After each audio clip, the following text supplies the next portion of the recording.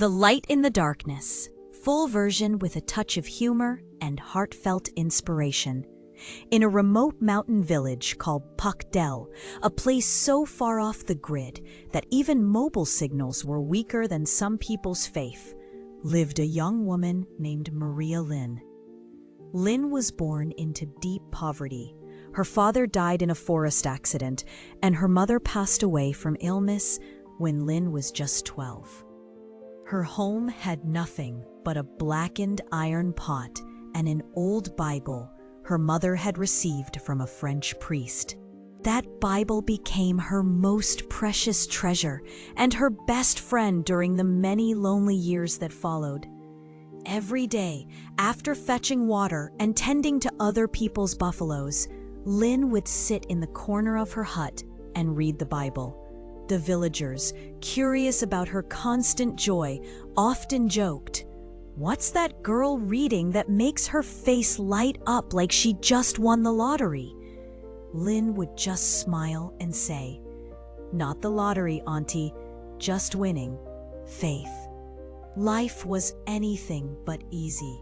Besides being poor, Lynn had to deal with endless blessings in disguise, being chased by angry dogs, gored by buffaloes, and sometimes being blamed when village kids stole mangoes from someone's tree. But she never complained. Lynn would joke, "The Lord said if anyone wants to follow him, they must carry their cross. I think my cross might be Mr. Fong's buffalo chasing me every morning." At 25, Lynn began experiencing bone pain and fatigue. She was diagnosed with late-stage bone cancer. The villagers came to visit, some genuinely concerned, others simply curious. Poor girl. Funny, though, she's believed in God all her life and he's still let her get sick? Lynn, always calm, smiled and replied, "Who can understand God's plans? Maybe he's cooking something good, like roasting meat. It needs real heat to be delicious." Even while sick, Lynn never lost her sense of humor. She lay in her hospital bed pale and weak, yet still telling jokes to fellow patients.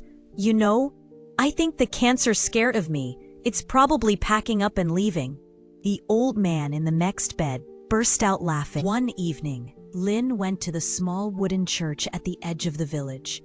She knelt down and prayed, "Lord, if I live, let me not live for myself. Let me live to testify to your love." Suddenly, she collapsed. People rushed her to the provincial hospital. After days of tests, the doctors were stunned. "We don't understand. There are no signs of cancer left. Her body is completely healed."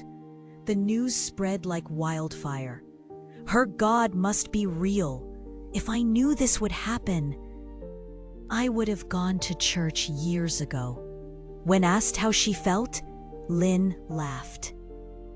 "I think the Lord saw me joking too much in the hospital and thought, let's give her more time. Comedy like that's rare." After her healing, Lynn didn't leave the village or chase luxury. Instead, she returned to her simple life and opened a free school in her bamboo hut. Children flooded in. Even the naughtiest ones couldn't resist her warmth and joy.